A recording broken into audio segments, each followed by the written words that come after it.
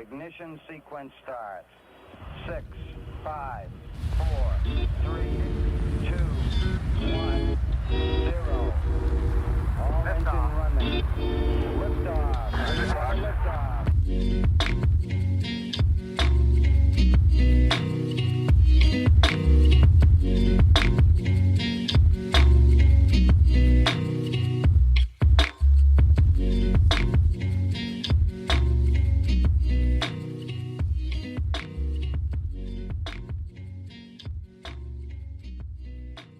What is up, family? Hunter Klein here, bringing you this week's episode of Interplanetary Monkeys, episode number 75. We go onward, we push forward. Week number 2 in Austin, Texas. Things are feeling good.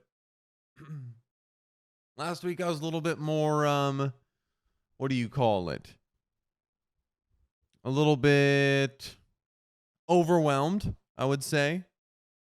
My observations, my feelings were very, very rushed, very new, and there was just a lot of excitement in the air. But now that I've been in Austin for more than 6 hours, now that I've seen the sun one day, it's cloudy again today, unfortunately. I was planning on getting some rays. Things feel good. And my overall take about Austin, and specifically Leander, where I'm at, like Northwest Austin, is it's very homey. It seems like a very family-oriented area. Okay, when I compare Austin to, for example, Arizona, Tempe, the Phoenix area seems a little bit more for young adults. Doesn't seem like the best area to raise kids. Seems very party-like, very let's have a good time, very let's go stand out at a pool and get drunk, which isn't a bad thing at all. To each their own. But where I'm at right now in Austin just feels very homey. It feels like this is where you come to settle down. And as a result, I think I am kind of following suit as far as my lifestyle, my aspirations, and what I'm looking to do week to week. Now, the most frustrating part about the move, not the most frustrating, but the most interesting part about the move is that almost everyone for the last week and for the next 6 months is going to be asking how meeting people is going. Have you found anybody out there? How is the nightlife? How's downtown Austin? How fun is it? How fun is 6th Street? And the reason this is somewhat frustrating, irks me a little bit, is because I probably won't meet that many people. I probably won't go downtown Austin that much. Just as a result of the life I live. I'm a home-dwelling body. And I don't think that's going to change at all going into the future. Not at all. Now, I'm finding or thinking of ways to potentially monetize this and take advantage of it. But right now, this is the type of life I need to live. Relaxed. At home. Eat good food. Hit the gym regularly. Work on the pod. And goddamn, I'm happy, guys. It's the little things right now. All right, so after workouts. This is an example of a little thing. Sorry, that was a little bit of a jump. But for example, after workouts, it's really good to get simple sugars into the body because your insulin sensitivity is very high. Essentially, your muscles are screaming for sugar because you've just exhausted them, and it employs some unique machinery, aka insulin sensitivity, to make you more prepared to take in sugar, right? So you want to eat simple sugars right after a workout, combined with some proteins or amino acids to really take advantage of that post-workout employed machinery. Now, what is this? This is essentially an excuse to eat shitty foods once a day or on days that you work out. Now, I take advantage of this because I am no longer on the keto diet, and I eat sour gummy worms, the simplest sugar of them all. And I bought a 5-pound bag of sour gummy worms on Amazon for $28. And they're sitting over here on my counter right now. And god damn it, guys, I was excited all day for those to come in. All day. Looking at Amazon. Refresh. Refresh. Where's it at? Where's it at? 2 stops away. Okay, let's go. Let's go. That stuff right there, that's really all I need. Okay, it's doing a lot for me physically. And as long as I can end the day knowing that I busted my ass in the gym and got the most out of it nutrition wise, I don't need much more. I'm a simple man. I'm a simple man. Now, I don't want this conversation to sound like I am not going to try to meet people. I am. But I'm not the kind of guy to move to a new city, to move to a new location, and start inviting myself to things. Or be that guy that just lurks. That's obviously the guy in your friend group that's obviously trying to get you to invite him to something. And it just comes off a little intrusive. There's a little friction there. We all had that friend. We all had that one guy in our middle school, in our high school, that just tried a little too hard to get invited to activities. Okay. Now, this raises an interesting question, something that I battle with and that I'm sure a lot of people do that are in new locations that don't know people, is how far do you go to be social? How often or how far do you take it when you meet someone new or you enjoy talking to someone? Do you try to make things happen? Okay. Now, obviously, I'm not talking about, hey, we should want to go to this comedy special or do you want to go to a movie? That's completely normal. Okay. But I'm talking about entering into already established friend groups, right? You kind of just got to wait. Or that's how I play it. I play it a little more conservative than your traditional person, probably. If you invite me, I'll come, but I'm really not gonna step on anybody's toes on my way there. I like to minimize friction and social confrontation. So as a result, I tend to be on the more conservative side, and I'm sure people could bash it. I'm sure I could be criticized for it, but that's just what it is. So what do? I kind of just chill, hang out by myself, have a good fucking time, and wait till I meet a group, an individual who wants to invite me to something, and heck yeah, I'll hop along. But I am certainly not the type of guy to go downtown to a bar by himself. All the power to you. I don't think it's a leap, and it's leaps I've taken in the past. It's something I did when I moved to Estes Park.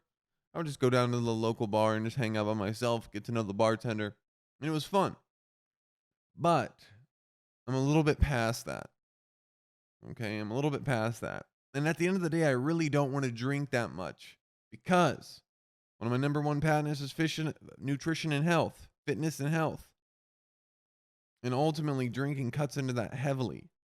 So do I really want to put myself in a somewhat uncomfortable situation? A little high anxiety situation just so I can wake up the next morning and feel like shit? Not necessarily. Not necessarily. There has to be some value. Like there has to be some social, community value in it. And then I'll take that leap. And then I'll sacrifice my next morning or my next workout to hang out with some people and be social. But yeah, it's an interesting situation and rightfully so. I'm not bashing anybody that asks me how things are going here. Obviously, social life is a huge part of all life. So it's a totally justified question. And I would ask people the same, especially if they're moving without knowing anybody. But it's hard for me to battle with because I have a very contradicting lifestyle to your normal person. Okay, what I'm trying to say is I'm a psycho. Okay, I think that's where we landed here. I am a psycho introvert that finds entertainment by himself a little too much, most likely. Now, to justify this lifestyle, I have a plan. I have a big plan. Not really big, but kind of big. Okay. Obviously, if it's anything like it was in Arizona, given that I was in quarantine, I'm going to be spending a lot of time at home in the apartment trying to fill time. And I'm a gamer at heart. All right? I am. I enjoy games. I enjoy video games. I enjoy competitive video games. And I enjoy high skill video games. Okay. And one of the biggest reasons I enjoy them is because I spent thousands and thousands of hours in my early years, middle school, high school, not really in college, getting good at video games. All right. So I am innately good at them, which makes it very fun for me to jump into just about any video game and excel in. Okay. So I have a background in shooters, in MMOs, all these subcategories of video games. So it's not as depressing as your traditional 40-year-old man trying to hop into a video game and just getting shit on, but still putting time into it. No, we're competitive. We're poning noobs, as they say. Okay, so my plan, if I go this route, if I start filling time with friends in Nebraska and Arizona, gaming online, I will begin streaming. I will begin streaming on Twitch 100%. Now, obviously, if you're watching this podcast on video, the setup is completely here. All I do is remove the Interplanetary Monkey's water stamp from the top left corner, click start stream on OBS, and we're live. Okay. And this is how right now in my head, if I go this route, if I decide to start gaming on some weekends, this is how I can justify putting time into these platforms or into these games. It'll make me feel better. Right? Yeah, we're wasting time playing video games, but we're also starting up a Twitch stream. Right? We're attempting to build a community very similar to what we're doing here on the podcast. And who's to say that the podcast wouldn't benefit from it, right? Put a little exclamation point podcast command in the chat. Anybody that hops in and stops by the stream can get a little taste of Interplanetary Monkeys. Again, this is just a way of me justifying the fact that as a 24-year-old man, I feel like shit when I play video games. But again, what else are we doing? Really, what else are the other options? All right, I don't think it's that bad at all. I think it's a fantastic alternative to going out, spending money, and getting drunk every weekend at the bar. Now, I know this isn't traditional. Obviously, there's a lot of fun in that, and I'm not trying to bash people that do it, but it's just not me at this specific time in my life. Not to mention, it's cheap to stay home. All these games these days are free. Okay? And there's entertainment value to be had in streaming and building a community. You guys know I'm a big fan of that, obviously.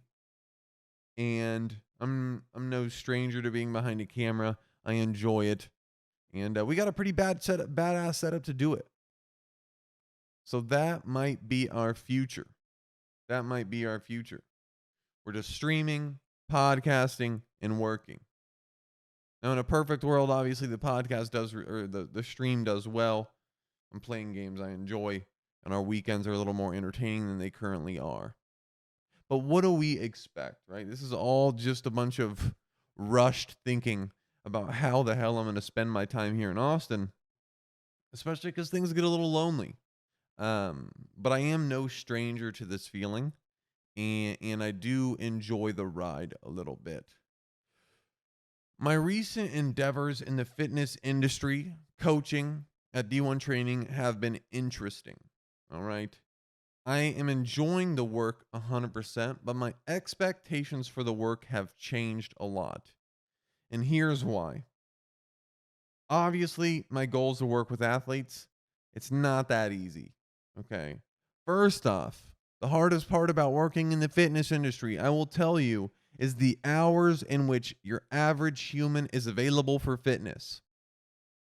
Okay? Most people work or have school during the day, which means that a majority of your work as a coach, athlete, instructor, fitness, whatever it might be, is going to be done early in the mornings and late in the evenings. And my schedule reflects that identically. All right? What time did I wake up last Tuesday?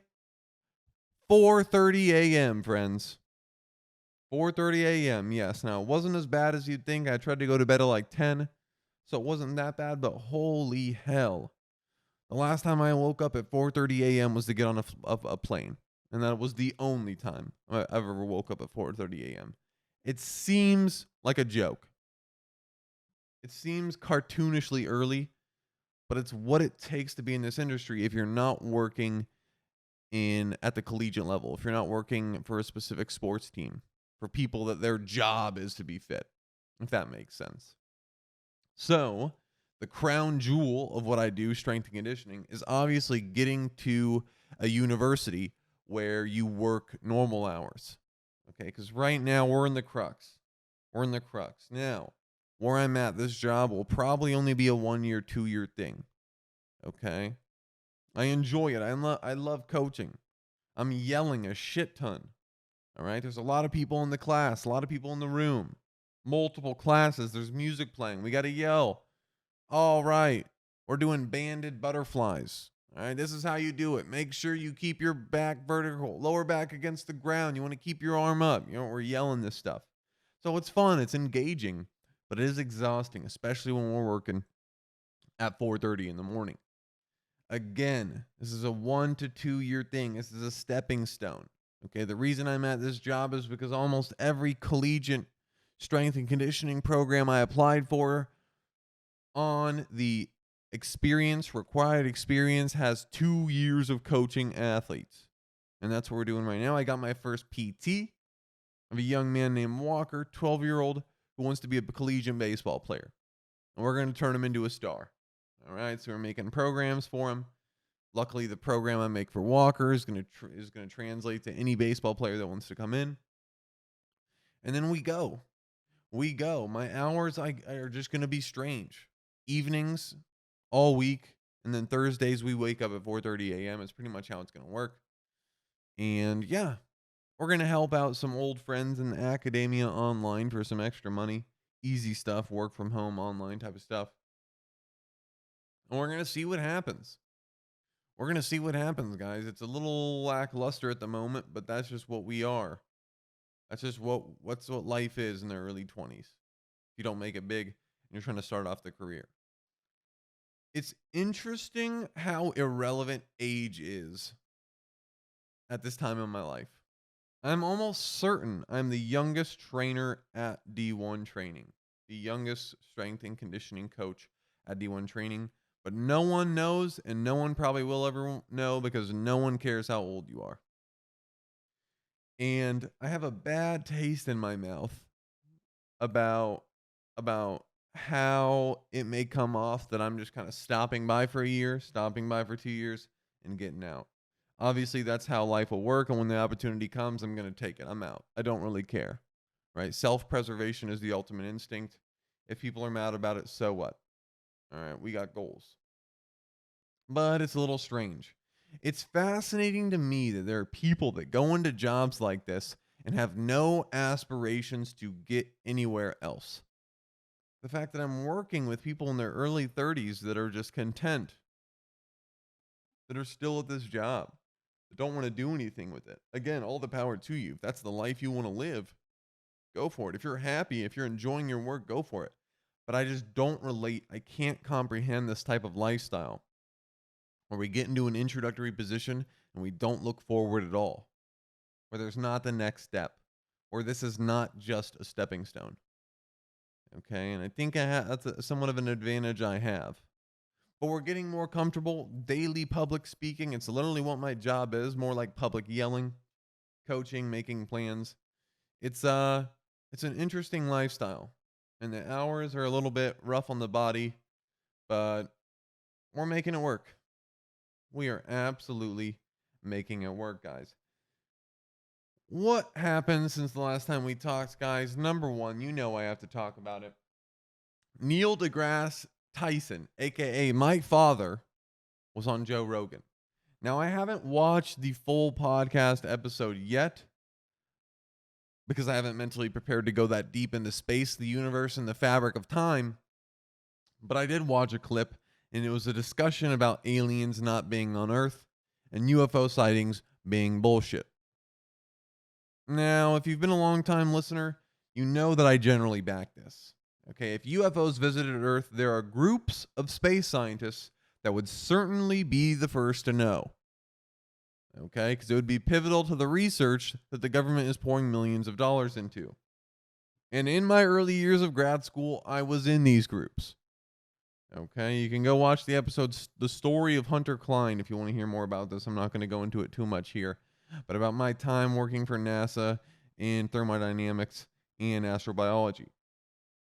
But my point here is that some of the greatest NASA scientists that I was in the room with that were looking for life in the universe laughed at the idea of alien aircrafts visiting Earth. Okay? My point is, it's too much. It's too much. Okay? First off, my first point here. People want to create these fairy tale lands. All right? And I think that might sound bad. That might sound bad. It might sound like I'm shitting on humans a little bit. But people like to believe stories. People like to be a part of something larger than life, as if life in the universe, the beauty, the expanse is not enough. Okay? And as a result, we tend to really hang on to the littlest pieces of evidence. All right, if you want more on this, you can go. I'm not going to regurgitate everything Neil said, but I've talked about it before. We need concrete evidence on this stuff, guys. In a world where everything is recorded, if we're visiting and there were spaceships visiting, we would certainly have some high definition fucking video for it. Okay. Second point here. I checked out the comment section of the Neil deGrasse Tyson clip on YouTube, his appearance on Joe Rogan. In the comment section, destroy Neil deGrasse Tyson for being condescending. And I agree. Neil does come off a bit condescending in interviews and talks. 100%. But my question here is, guys, and I want you to think about, can you blame the guy? Can you blame him? He is quite literally a master of the universe explaining existence to humans. Okay, that's a lot. That goes deep, that takes a lot of time, and it's far beyond what a majority of humans are even able to understand. And as a result, most of us might as well be toddlers when we listen to people like Neil talk about these space-related topics.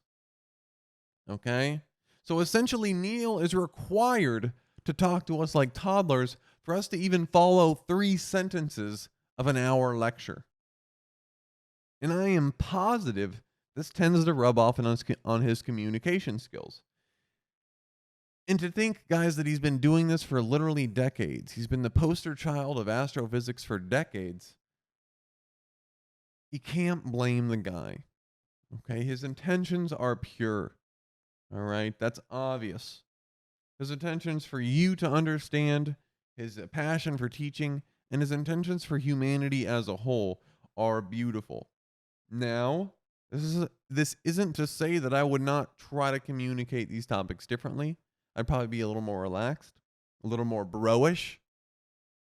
Not as, well, you see here, kid. But again, don't be too rough on the guy. His intentions are great, and I am excited as hell to watch this episode of Joe Rogan, because it's always a treat listening to Neil talk. And when I listen to those topics, it kind of sends me back into the wormhole that is space, astrophysics, astronomy, and it's always a fun little, disconnecting ride. I tend to fall off the earth a little bit, like we did in those early years of grad school. Another loophole I fell into this week was the serious gang beef out there between some rival gangs and specific rappers. Okay, so I found this YouTuber who was making videos on hardcore gangster rappers. Okay? Now, when I think about rap music and braggadocious money, guns, and girls lines, I generally think of people trying to fit a mold to get more hype behind their music. I generally don't associate these people with actually meaning everything they say in their songs. But some of these guys, some of these rappers, specifically rappers in Atlanta and Memphis, are legitimately pulling up to each other's concerts in hotels and shooting each other back and forth like they're on Twitter battling about political issues. like they are in the Facebook comment section. It is that normalized and it is that frequent. Back and forth. One gang shoots another at their concert. Next week, the other one's getting shot up at their concert. It is so surreal. Okay? Just the fact the legitimate drive-bys are so casual to these people is crazy as hell. The violence, the retaliation is so normalized within these communities. And it's a wake-up call for me. This week was a wake-up call for me for these rappers and some of these like actual hoods. Okay, the guns, the gang signs, the threats you see in these dudes' music videos, or some of these guys' music videos, are actually real. And this was like discovering fire for me. This shit is real. And what they're talking about in their music is not fake, and it is crazy. It's scary as hell, to be honest, and I'm very thankful for the environment for which I grew up in. And heck, I even grew up in downtown Omaha, like the Krugs of downtown Omaha. Okay? I went to school in a cement block because it was a private school and everything was fenced off. And even that doesn't even closely compare to what's going on in some of these towns like Memphis and Atlanta, Chicago. It is gnarly out there, friends. And god damn, am I disconnected from out here in Leander, Texas, this happy place with nice trees and big ass trucks. I don't know if I mentioned this last week, but it was so hilarious. My first 2 days in Texas, like clockwork, guys, like we were in a fucking movie. I see 10, 15, 20 trucks that are just cartoonishly large. Like cartoonishly large. Like these guys made these trucks to be a joke for a YouTube video. Like that is how crazy these things were. This thing is like 6 foot off the ground. The wheels are like not even under the truck. They're like extended horizontally, completely removed from the structure itself. Like this thing doesn't even look like it can drive.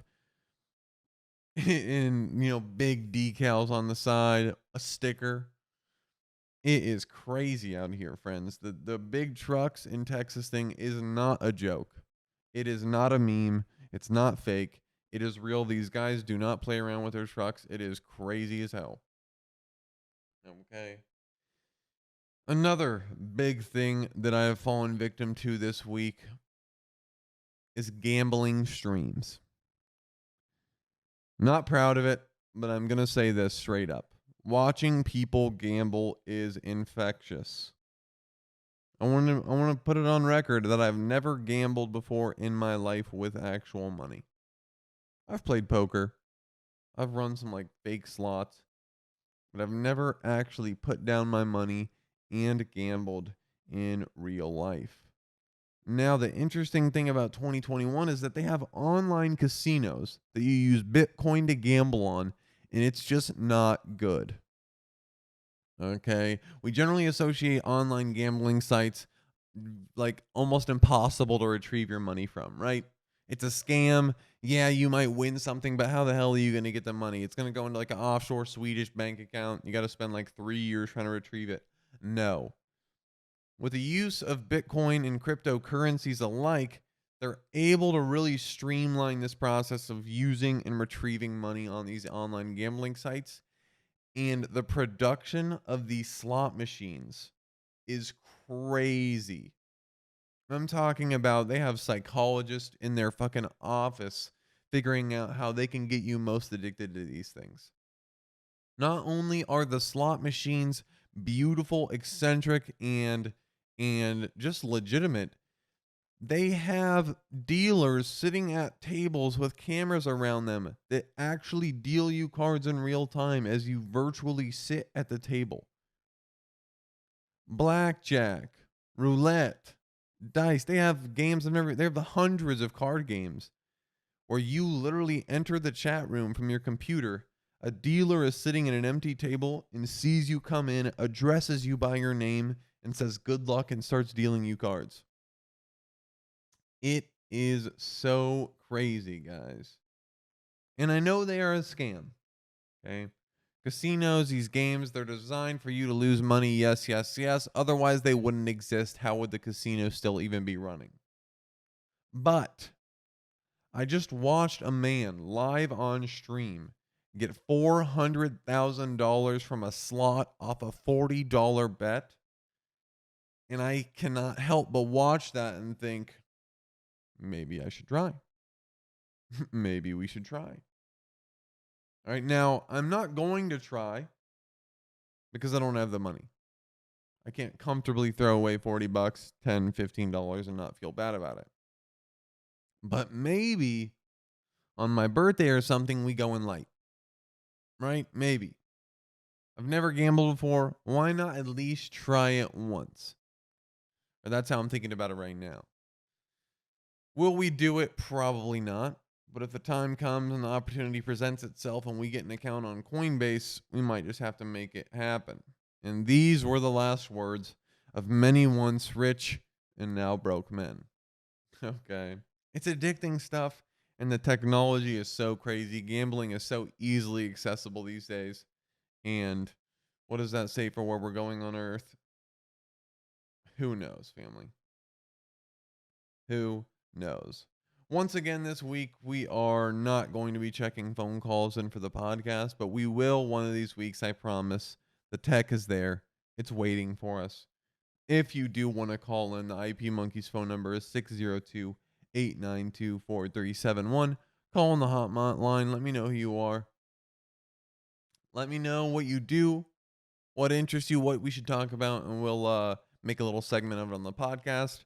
Because we've been so slow and lazy to actually pull these up on the podcast, I would suggest making timeless calls, topics, things that aren't exactly time sensitive, right? Advice on something. Like you just got an offer from a university that you need to submit in 2 weeks. Hunter, what should I do?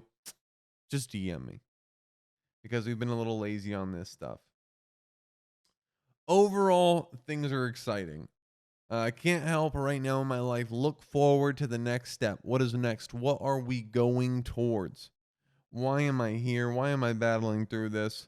And what are we looking forwards to?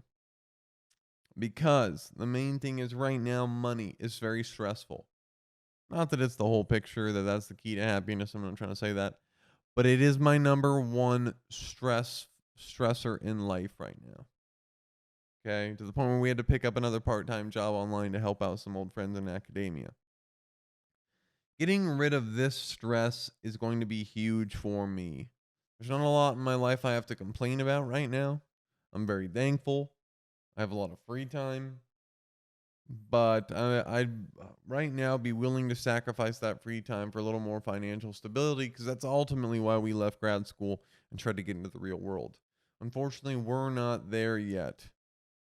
We are not there yet just because of the way this industry works. The fitness industry works. So we work hard, build connections, and keep an eye on job postings at Texas universities.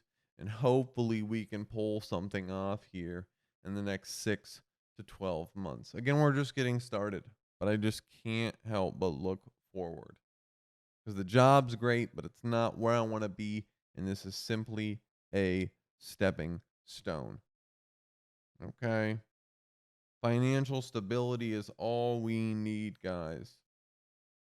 And I'll keep scratching by. And hopefully in the next 5-10 years, we get some additional income from whether it be a stream, a podcast, all these endeavors we're putting hundreds of hours into. Hopefully one day they pay off. But that is the beauty of these journeys, of these, I guess, endeavors, I could say again, is that we're putting in hundreds of hours knowing very well that we may never get paid for it. And I think that is quite beautiful. It's just the love of the process, the joy of the climb, the joy of challenging oneself, see how far you can take something, see how long you can last, so on and so forth. Okay. We're at 34 minutes, guys. We might end it there. I don't have anything else to really rant about. But I hope everyone's doing well. Thank you for tuning in this week. We are at 75 episodes, 75 straight weeks of IP Monkeys. Not a weekend missed, nor will we going into the future. God damn, it's been stressful sometimes to get the episodes out, but we make it happen. This week was a little easy. If you're doing well, enjoy it, family. If you're on a low grind through, you'll make it out. I hope everyone's doing well. That's it for this week's episode of Interplanetary Monkeys. This is Hunter Klein, and you'll hear from me next week. Peace, peace.